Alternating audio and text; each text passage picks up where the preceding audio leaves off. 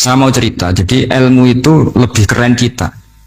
Sehingga Rasulullah Shallallahu Alaihi Wasallam pernah ngendikan, saya ini rindu sekali li ikhwani. Kata Nabi itu ikhwani. Kata sahabat bilang, alasna ikhwana kaya Rasulullah. Bukankah kita ini saudara kamu, saudara engkau ya Rasulullah? Tidak, antum ashabi, kamu itu sahabat saya. Siapa teman-teman kamu itu ya Rasulullah? Yaitu kaumun yang tidak melihat saya, kemudian iman kepada saya. Jadi mereka seperti kita semua di Kudus ini tidak melihat Rasulullah Shallallahu Alaihi Wasallam, tapi iman sama Nabi. Dan ketika malaikat yubahi bikum malaika, Allah bangga dengan malaikatnya, membanggakan kita. Sampai malaikat tuh sentimen, kok bisa ya Allah? Ya karena tadi, kamu iman sama saya wajar, karena kamu melihat surga, melihat neraka, melihat aras. Sementara orang Kudus coba melihat apa? Paling simpang 5, apa simpang 7 itu. Tapi imannya nggak kalah dengan malaikat. Kenapa nggak kalah? Karena tadi kita diajarkan bahwa nisbatul isnaini wassalasah wal arba'ah ila ma la nihayatalaha itu sama-sama nisbatul far'i ilal asli. Tetap yang asli adalah angka. Jadi nggak mungkin aslu hadhil asya nggak dari Allah itu, nggak mungkin. Tetap dari zat yang satu. Kemudian tentu ini bukan nisbatul walad ilal walid, anak ke bapak tentu enggak, tapi nisbatul khaliq sama makhluk. Tapi apapun itu pasti satu. Sehingga Imam Amudi akhirnya masuk surga lewat jalur itu, tidak usah lewat pertanyaan man rabbuka wa man nubuka. Kelasnya disuruh ngajar malaikat. Saya punya rencana jadi pengajar malaikat nanti itu kan. Jadi orang-orang Kudus yang dapat barokahnya Raden Asnawi nanti jangan mau kalau ditanya man rabbuka wa man nubuka. Kelasnya itu harus apa? Jadi gurunya malaikat. Karena bapak kita Nabi Adam itu keren. Nabi Adam itu adalah orang yang disuruh Allah dipresentasikan, dibanggakan Allah di depan para malaikat. Ketika ada malaikat yang agak hasud, tapi itu tidak malaikat papan atas, malaikat yang kebanyakan. Itu kan agak terima Nabi Adam jadi apa? Khalifah. Sampai malaikat ini usul ataj'alu fiha mayusidu fiha wasfikut.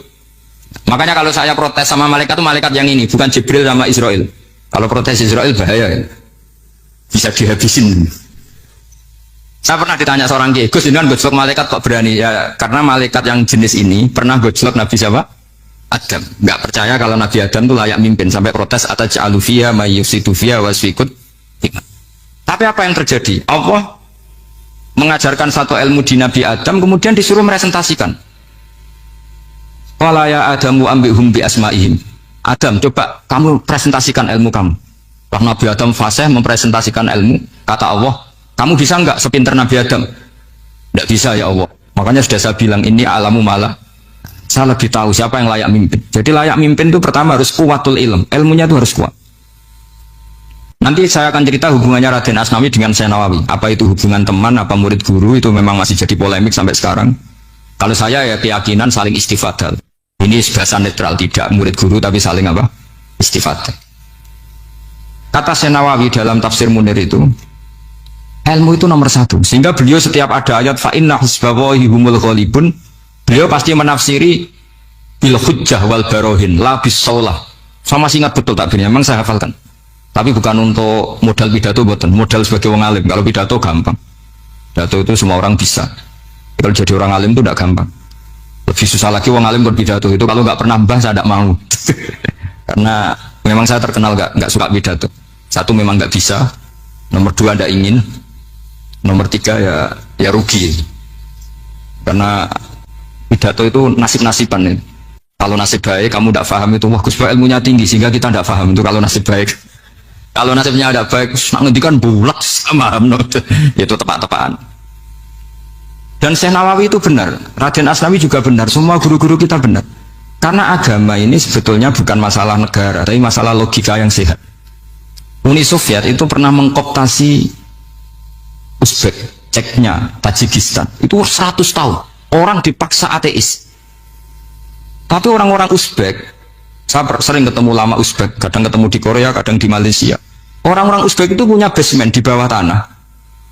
Kemudian di bawah tanah ini mereka ngajarkan tauhid. Ngajarkannya ya gampang. Misalnya, ini sesuatu yang ada, iya ini. Ini ada penciptanya enggak? Ya ada. Siapa? Tukang katanya. Yang penting itu enggak ada logika bahwa sesuatu yang ada disebabkan oleh ketiadaan. Lah orang komunis, orang ateis itu orang yang mengatakan alam ini didahului oleh nihilisme, oleh adamiyah. Masuk akal enggak sesuatu yang ada, penciptanya sesuatu yang tidak. Sehingga orang anak-anak Uni Soviet itu nggak pernah kepikiran membenarkan ateis, itu nggak pernah. Bareng Uni Soviet ada itu Glasnost Perestroika itu kemudian hancur, semuanya langsung menjadi negara Islam, termasuk Uzbek, Tajikistan, karena diajari ilmu. Bahwa ilmu itu yang nggak pernah kalah oleh negara. Sehingga saking pedenya Rasulullah SAW ketika Sulhul Hudaybiyah, ini agak jelimet, tapi gampang dicerna. Sulhul Hudaybiyah itu satu perjanjian yang semuanya merugikan Rasulullah. Yaitu kalau orang kafir masuk Islam disuruh kembalikan ke kafir, karena kafir itu bagi mereka habitat. Islam itu hal yang baru. Tapi kalau orang Islam menjadi kafir, nggak boleh kembali Islam, berarti kembali ke habitat. Semua perjanjian itu merugikan. Sampai masyhur Sayyidina Umar protes ke Rasulullah, jenengan masih nabi. Itu kan ekstrim tanya. Jenengan sampai sekarang masih nabi? Ya, saya masih nabi. Kenapa tanya demikian? Karena semua perjanjian merugikan Islam, menguntungkan orang apakah? Semua sahabat sebetulnya persis Sayyidina Umar protes, kecuali Abu Bakar. Lama-lama akhirnya di antara perjanjian itu berbunyi begini. Tapi saya minta satu hal. Orang boleh mendiskusikan Islam tanpa tekanan. Itu saja permintaan Nabi. Orang boleh mendiskusikan Islam secara bebas, tidak tertekan. Karena orang-orang kafir melihat itu hal yang biasa. Ya nggak masalah Muhammad. Akhirnya orang diskusi. Islam itu apa sih? Islam itu orang yang menuhankan Allah. Allah itu siapa? Zat yang menciptakan langit dan bumi. Lama-lama orang kafir berpikir, wah keren, Tuhannya Muhammad bisa bikin langit dan bumi. Tidak kayak Tuhan kita, malah kita yang bikin. Jadi mulai debat itu mulai, terus ada yang cerita lagi. Saya pernah loh nyembah Lata, pas itu dikencingi luwak. Masa ilahun ya bulu ali sa'laban, masa Tuhan kok dikencingi luwak? Yang agak-agak ahli kitab ya diskusi lagi. Wah kayaknya Yesus tidak Tuhan. Masa Tuhan kok kelaparan, lemes, wah repot nanti. Jadi makanya Allah ketika ngejlok wa ummuhu siddiqah kana yakulani ta'am. Mal masihu ibnu Maryam illa rasul qad khalas min qablihir rusul wa ummuhu siddiqah kana yakulani. Coba paradok enggak misalnya. Kamu didolani Nabi Isa terus ketok lemes. Kenapa? Tuhan, saya agak sakit keroi dulu. Kan enggak kebayang itu. Punya Tuhan yang sakit setelah makan sehat terus. Kan nggak kebayang seperti itu. Ketika Nabi punya konsep Tuhan, Tuhannya Muhammad itu siapa? Yaitu zat yang la awalalah, zat yang pertama. Lalu Tuhan itu siapa? Tuhan itu yang menciptakan langit bumi. Tuhan itu siapa? Yang memulai segalanya. Lama-lama mereka berpikir, wah kalau gitu yang benar itu Islam. Maka kata Imam Zuhri, Syihabuddin Az-Zuhri, famaka nafathun fil islami a'dhama min sulhil Hudaybiyah. Innama kana nasu yatafadhaluna fil hadis wal munaza'ah. Semua teks riwayat itu ada kata wal munaza'ah. Orang bebas ngomong dan berdebat. Munaza'ah itu berdebat. Terus akhirnya falam yatakallam ahadun bil islami yaqilu syai'an illa dakhala fihi. Kemudian setelah berdebat dan mereka tahu Islam pasti akhirnya masuk. Dan itu yang sekarang terjadi di dunia. Makanya saya pernah ditanya seorang profesor, "Gus, kalau di Jogja ada sekolah perbandingan agama menurut Anda gimana?" Asal itu tentang agama nggak apa-apa, tapi kalau yang dibandingkan umat Islam itu jangan, karena nanti kalau di Indonesia kira-kira yang copet itu ditanya agamanya juga Islam, yang koruptor juga Islam. Jadi kalau yang dikaji Islamnya nggak apa-apa, tapi orangnya jangan, kata saya. Karena yang bulat ya banyak, yang nggak sholat ya banyak. Tapi kalau Islamnya saja, misalnya adu konsep tentang Tuhan, masyhur kita mungkin banyak yang melihat itu debatnya Stanley Fischer sama Ahmad Didat itu. Tuhan kamu siapa ini itu sama Didat cerita Tuhan saya itu lam yalid walam yulad walam yakul lahu kufuwan. Itu spontan ada seorang mahasiswi bilang sepertinya Tuhan Anda lebih menarik kan? Karena Tuhan Anda yang menciptakan langit bumi, yang Tuhan ini kok lahirnya sudah di bumi, masa lahir-lahir langsung jadi Tuhan. Jadi akhirnya falam yatakallam ahadun bil islami yaqilu syai'an illa dakhala fihi. Sehingga agama ini apa? Agama itu adalah kalimat tauhid. Kalimat itu apa? Logika yang terbangun. Nah, ketika logika itu terbangun, maka disebut yusabbitu Allahu alladzina amanu bil qaulis tsabit fil hayatid dunya wa fil akhirah. Allah itu akan menetapkan satu kaul, satu presentasi ilmiah atau satu kesimpulan ilmiah. Yang kesimpulan itu nyata benarnya.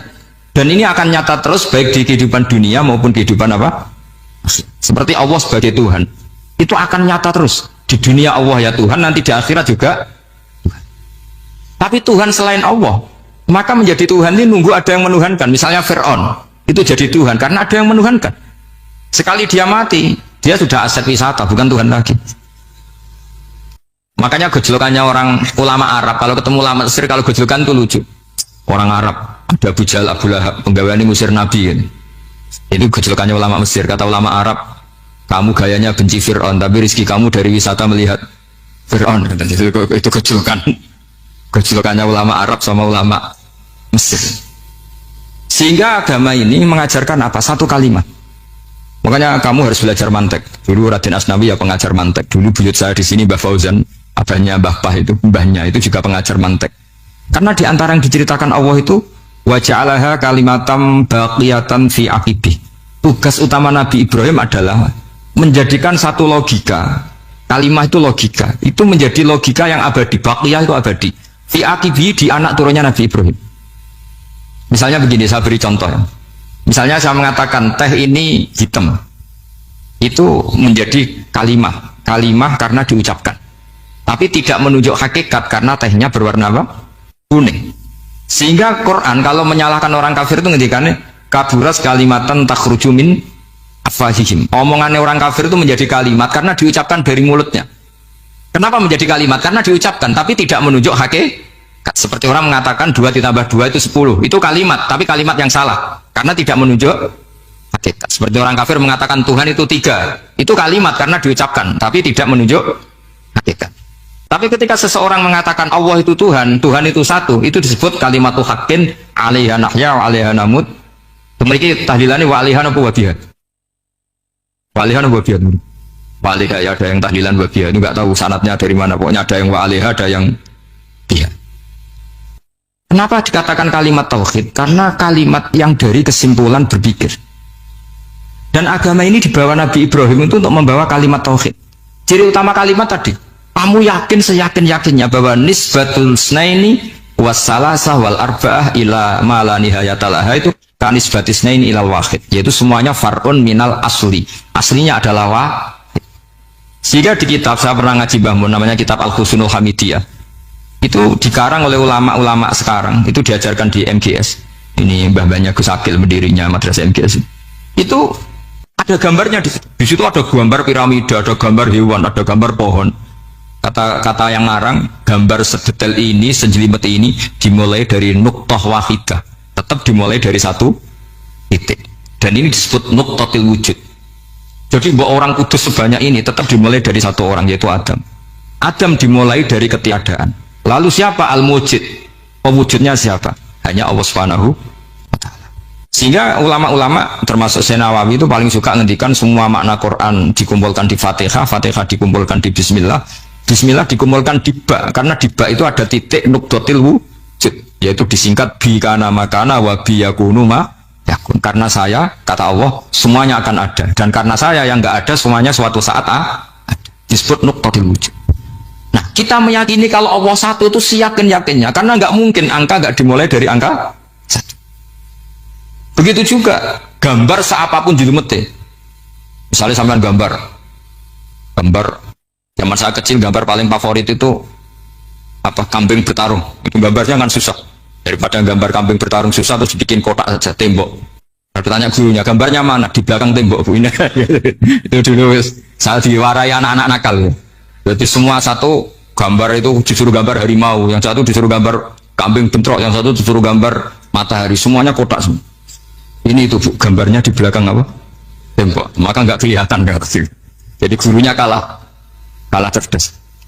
Dan guru itu sebenarnya nggak pernah menang, karena murid itu lebih pinter. Itu teman saya dulu kalau ngaji itu, kalau tes itu ngerpek, baca. Gurunya marah, kamu tes kok baca? Enggak ngerpek Bu, ini belajar di kelas. Katanya belajar kapan saja di mana saja. Jadi apa ya, orang itu kadang yang salah itu lebih masuk akal kadang-kadang ini.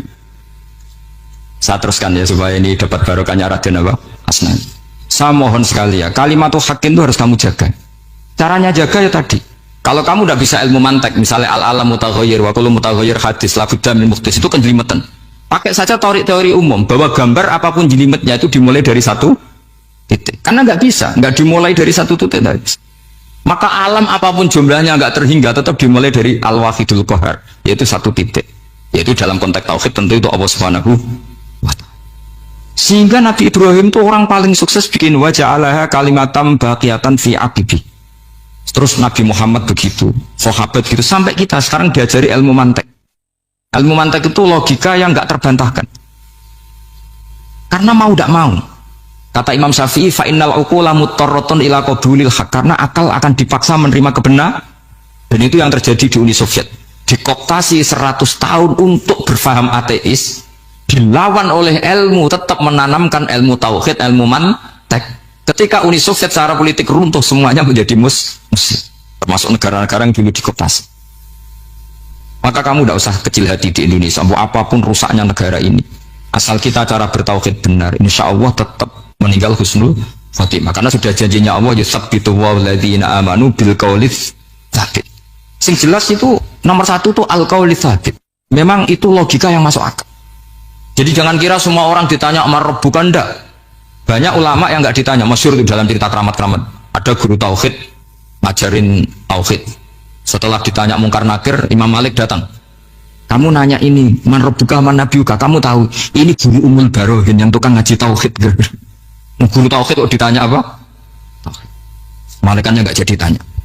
Dan saya percaya cerita-cerita seperti itu karena secara umum itu ala inna awliya Allahi la khaufun alaihim walahum yahzanun lahumul busyra fil hayatid dunya wa fil akhir. Artinya kalau wali itu kok ditanya mungkar nakir berarti ngalami ketakutan. Karena di situ kan digambarkan mungkar nakir itu sewangar, bawa gudang. Kalau yang tanya nggak bisa dipukul sampai ajur sawalam-walam. Pokoknya ceritanya kan seru seperti. Berarti kalau betul begitu terus ayat la khaufun alaihim walahum yahzanun kayak apa?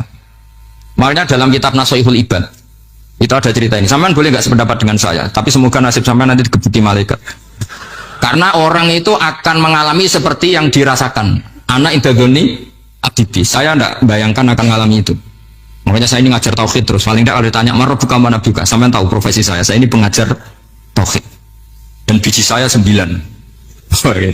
Dulu saya di MGS kalau ada teman bijinya tauhid kok 4 sekali swarga, tauhidnya jeblok. Dari kalau bijinya 4 sekali swarga, tauhidnya apa? Jeblok. Tapi yang bijinya 9, yang di swarga, tauhidnya itu saya dulu bijinya 9. Terus 9 terus sampai tamat. Karena nggak ada biji 10. Karena kalau 10 itu kan terlalu sempurna, nggak baik lah manusia kok sempurna gitu. Jadi udah 9 aja kan. Tapi sebetulnya pantasnya ya dapat 10. Mergo sakake, mergo tenan enggak tahu saya. Di Nasoihul Ibad itu ada cerita gini dan saya percaya itu. Di sarahnya itu. Juga di sarah apa itu yang di sarah Isen Nawawi itu. Pokoknya saya kalau ingat Raden Asnawi pasti ingat Sen Nawawi. Saya tidak memastikan apa murid guru apa saling istifadah, yang jelas itu teman dekat, teman fil ilm. Sayyidina Ali itu pernah minta kasaf sama Allah. Saya percaya tidak semua orang alami marbuka ditanya itu. Ya Allah, saya minta kasaf itu ngerti alam gaib. Ingin tahu Umar. Jadi diam-diam Sayyidina Ali itu ya mangkal sama Sayyidina. Wong kok kerasingon. Agar wong kok tahu disentak. Jajal wani nyentak malaikat Torah itu kata Sayyidina. Jadi dia minta kasaf karena kenangannya dia melihat Umar itu semua orang pernah disentak sama Sayyidina Umar itu. Sayyidina Ali minta kasaf, ya Allah saya ingin melihat Umar menghadapi mungkar nakir. Masih garangkah apa enggak? Itu udah itu tidak minta kasaf. Pas kasaf beliau bangun dari kubur duduk. Dilihat sama Sayyidina Ali ini ngalami kasaf. Sama ndak usah tanya. Enggak wali kok tanya. Ya sudah pokoknya percaya aja. Akhirnya malaikat mungkar nakir datang. Itu di situ digambarkan matanya itu kalkidril muhalla kayak apa itu panci yang dibakar. Oh so seru. Suwang Sayyidina Ali. Hari ini kamu akan takut. Tapi ternyata enggak. Umar bangkit disentak orang tua itu. Kamu tahu menghadapi siapa? Yang sopan. Oh ada sontak. Kaget malaikatnya karena enggak pernah ngalami disentak. Mungkin itu pertama. Kaget. Memangnya kamu siapa? Saya ini teman kekasih Tuhanmu. Saya yang diandalkan temannya sebenarnya bukan dia. Ana sohibu habibillah. Saya ini temannya kekasihnya Allah. Jadi dia mengandalkan temannya sebetulnya bukan mengandalkan dirinya. Oh kamu temannya Nabi Muhammad? Iya saya Umar temannya Nabi Muhammad. Kamu harus hormat sama temannya kekasih kamu. Terus semua lagi itu. Akhirnya matur Allah. Ya Allah, apakah prosedur seperti ini bisa dinego? Sama Allah. Oh iya katanya. Kamu kalau menghadapi kekasih saya jangan seperti itu katanya. Semenjak itu beliau sopan santun dua mungkar nakir itu. Jadi ini berita gembira. Jadi sebetulnya itu enggak. Tapi kita ini kan enggak punya nyali nyentak mungkar nakir. Semoga dengan gelar kita doktor tafsir, doktor tauhid gitu, atau paling enggak guru kudsiyah tauhid gitu, atau siswa terbaik dalam materi tauhid, itu harus kamu bawa status. Jadi jika nanti ini saya ranking 1 tauhid, masa masih ditanya marbuka waman nabi. Dan itu menurut saya sah. Sama nggak usah protes takbirin di, susah usah takbiran. Pokoknya takbirnya adalah wali-wali itu la khaufun alaihim walahum. Yes, mereka tidak akan mengalami ketakutan baik kehidupan dunia maupun kehidupan akhir. Bahkan para malaikat itu mengatakan ke wali-wali, nahnu awliyaukum fil hayatid dunya wa fil akhir. Kita ini teman kamu, saudara kamu, mitra kamu. Masa mitra kok nurui, itu kan nggak fair. Dan menurut saya paling efektif itu apa? Kamu harus punya rumus tauhid kayak Imam Amudi menemukan Tuhan. Imam Amudi itu menemukan Allah itu lewat ilmu matematika. Dan itu Allah saking senengnya disuruh ngajari para malaikat. Wa ya malaikati isma'u, kamu harus mendengar, ini orang alim saya yang ahli matematika, tapi justru itu ngerti bahwa asal usul alam itu minal wahidil qahar, dari zat yang satu. Akhirnya Imam Amudi mulai ngajar tuh nisbatus naini wassalah sawal arba'a ila mana nihayatalaha iku kabeh iku far'ul wa. Akhirnya malaikat mantuk-mantuk. Nah, iman seperti itu akan setingkat keyakinannya dan keakurasiannya sama dengan imannya para malaikat.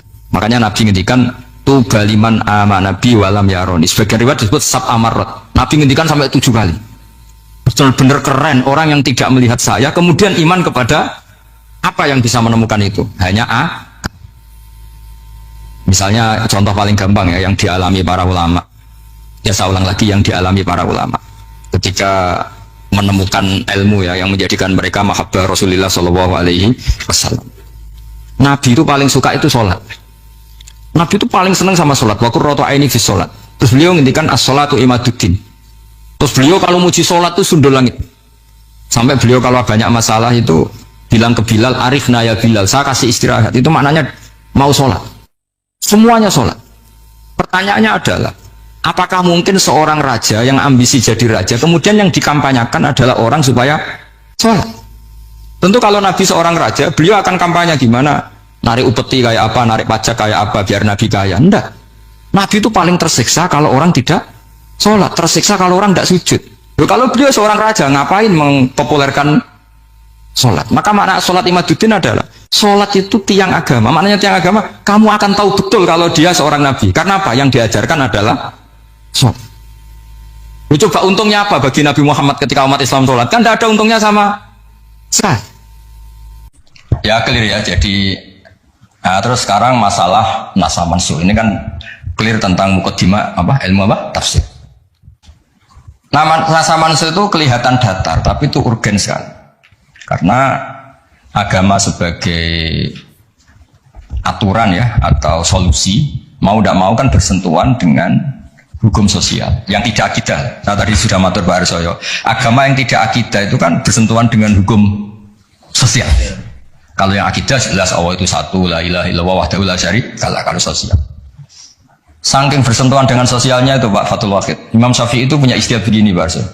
Ketika Nabi misalnya sodakoh atau zakat pakai kurma atau pakai susu kering misalnya, sodakoh atau zakat, atau dulu ngamal pakai dinar, pakai apa? Dinar. Itu langsung dianalisis kutil balad. Pokoknya makanan pokok, zakat itu ngambil makanan pokok. Berarti di Indonesia pakai apa? Beras. Ketika Nabi sodakoh pakai dinar, langsung dianalisis pakai saman, yaitu alat tukar atau uang yang sah. Jadi kamu tidak usah memaksakan mentang-mentang anut sunat Rasul, terus kamu makan kurma, terus bisa mencret. Terus mentang-mentang sunat Rasul, saya tidak pernah sodakoh, karena sekarang nggak ada dinar. Nabi kan sodakohnya pakai dinar, medit ya alasan. Kalau mau kikir saja, tidak usah punya alasan. Lama-lama Pak Arso nggak jadi wakaf tanah, karena Nabi nggak pernah wakaf tanah di Sleman, wakafnya di Mekah.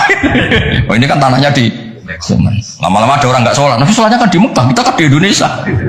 Bisa rusak semua kalau ya pakai mersiskan sunnah Rasul. Itu ada analisis. Nah, itu juga yang menjadikan kenapa harus ada ulama usul fikih, orang yang bisa menganalisis. Apa bisa? Misalnya begini, saya beri contoh di bab haji. Nabi itu domisili di Madinah, karena di Madinah itu melewati Dal Khulaifah yang sekarang disebut Bir Ali. Maka mikotnya Nabi ya dari Bir Ali. Tapi kalau orang Yaman ya dari Yalamlam. Atau orang Indonesia rata-rata terbang lewat alam. Mungkin orang tertentu di kawasan Girona ya Girona. Ada yang dari Tanim, ada yang dari Jufa. Jangan mentang-mentang kamu orang Indonesia ikut sunnah Rasul terus memaksakan dari Indonesia di atas alam lam. Mohon niat apa? Ikhram. Enggak, saya nanti aja dari Berali. Nabi kan dari lama-lama enggak ada orang berani tempat di Sleman. Nabi kan hidupnya di Medina kok. Sleman. Hadisnya mana? Nanti panjang. Analisis itu penting supaya orang itu proporsional. Apa orang itu? Itu juga bagian dari ulumul Quran. Ulumul Quran. Sehingga kalau kamu nuruti persis, misalnya begini, saya pernah ditanya. Ini saya, Pak Arsoyo, Pak Fatul Wahid, kalau naik Innova atau naik mobil, kan mesti dungo soleh lah, jadi tak alani mesti untuk soleh. Nah, kue lali numpak untuk gratis mangkat kabeh. Kalau yang soleh-soleh gini itu kan kalau naik dia, Subhanalladzi sakhkhara lana hadza wa ma kunna lahu muqrinin wa inna ila rabbina munqalibun. Itu jelas di Quran tuh wal khaila wal bighala wal hamir, wal khaila wal bighala hamir.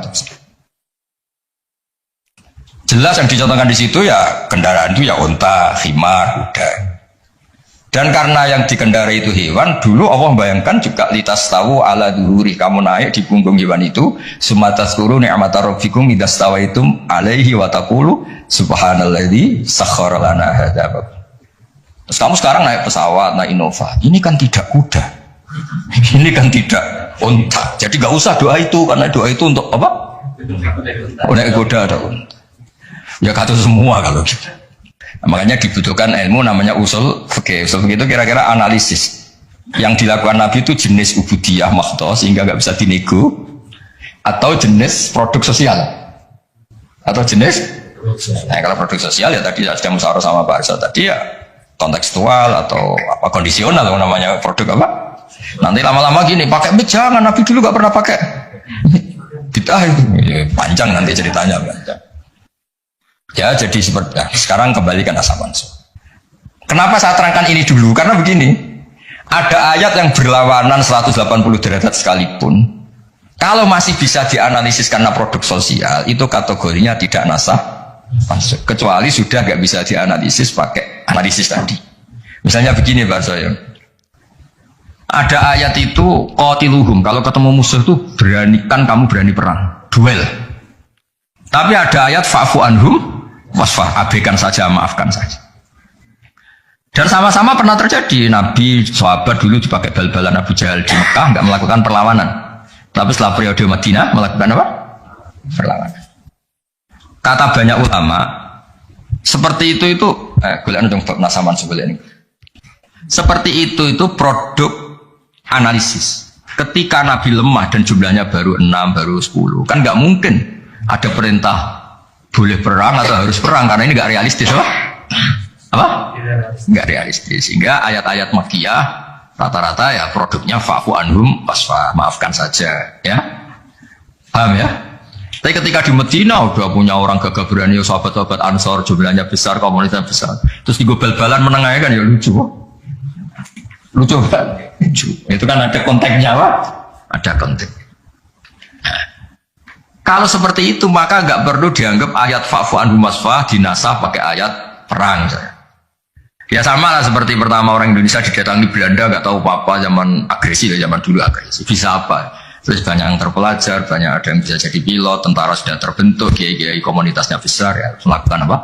Perlawanan. Tapi nggak perlu kamu katakan perlawanan itu satu hal yang harus karena ini Belanda penjajah. Daerah sekarang peradaban begini, kan yang ada kerjasama kan. Tapi dulu karena mereka datangnya musuhi, ya kan itu kan urusan kondisi ya kondisional, nggak bisa disamaratakan ya. Nah, saya baca ya masalah nasab mansukh. Nasab mansukh itu komentarnya harus persis seperti saya ini, itu baru benar. Kalau enggak rapati benar. Ayat yang berlawanan tadi, jika konteksnya itu bisa dianalisis kondisional, maka masalahnya bukan nasab mansukh itu ralat hukum. Nah, kalau yang enggak kondisional kayak tadi, Nabi pernah menghadap Baitul Maqdis terus dipindah ke Ka'bah, sampai sekarang ya harus Ka'bah. Dulu iddah ketika orang ditinggal mati suaminya pernah iddah itu 1 tahun. Wasiyatal li azwajihim mata'an ilal hauli ghaira ikhraj. Berarti pernah iddah berapa? Setelah itu dinasah ya tarabbas nabi anfusihinna arba'ata asyuri wa asyra. Jadi 4 bulan 10 hari. Nah, itu nasab mansukh karena nggak bisa dianalisis secara apa? Sosial. Ini kalau baca ya, yang bisa dianalisis secara sosial. Asalisu ma umira bihi li sababin summa yazulu sababu kal amri fi nadfi atau fi nadfi wal qillati bisabri wasafhi summa nusikha bi ijabil kital wa hadza fil haqiqati laisa naskhon apa laisa naskhon karena bisa dianalisis asal usulnya. Nah ini biar difotoin ma apa ini mulai ini ma umira li sababin ini foto dulu nanti biar ada yang tanya. Nah sehingga kiai-kiai Jawa ketika meskipun ngaji Jalalain, ngaji kitab Jalalain, tafsir Jalalain kan